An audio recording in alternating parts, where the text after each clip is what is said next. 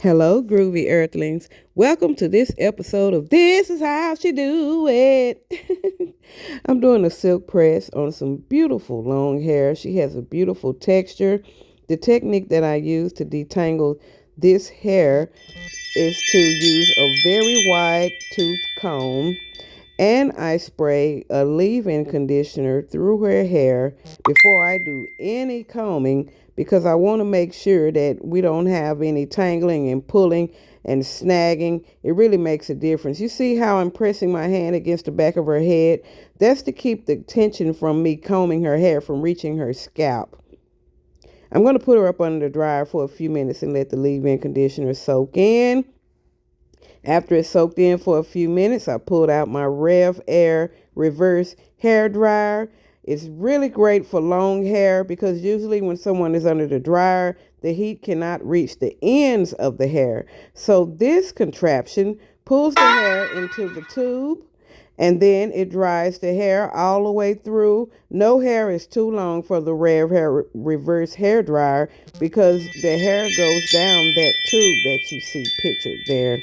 So I like to start my silk presses off with a good blowout because that sets the foundation for the silk press actually lasting longer than 3 weeks.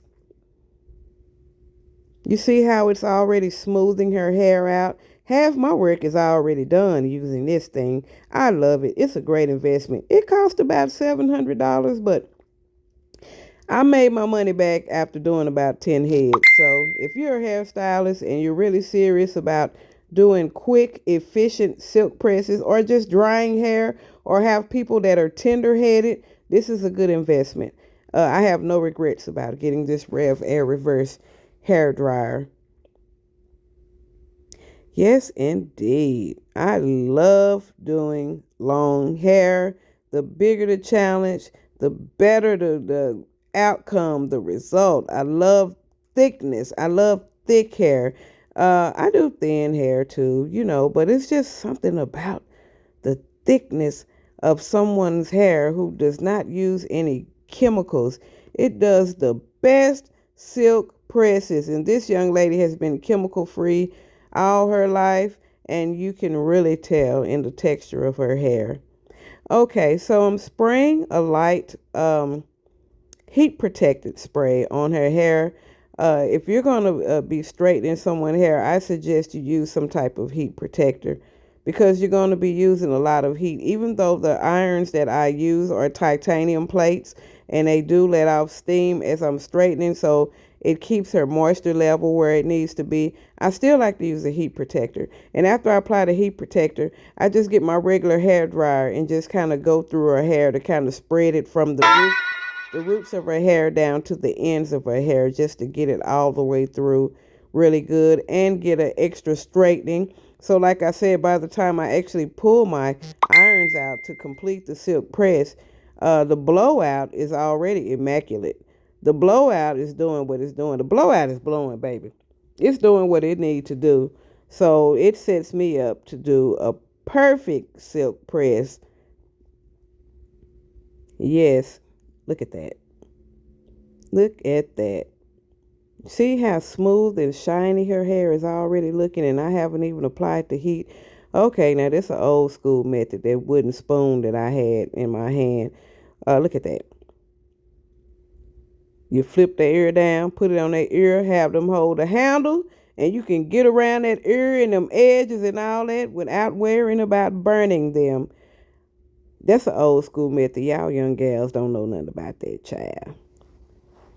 Because when you have them holding their ear down with their hand, there's a chance you might burn their fingertips, or sometimes they get tired of holding their ear and let it flip back up, and then you burn that tip.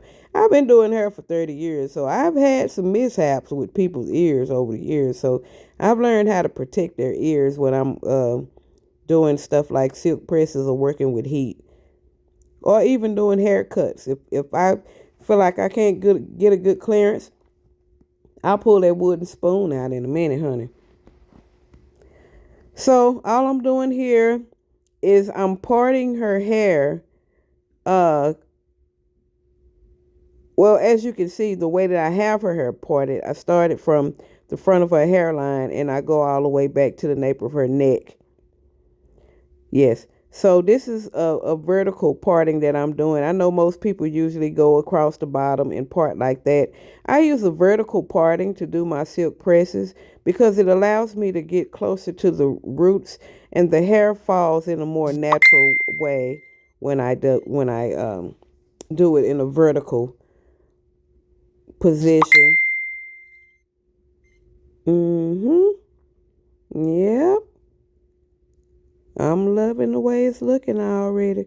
Baby, wait till you see these final results, honey.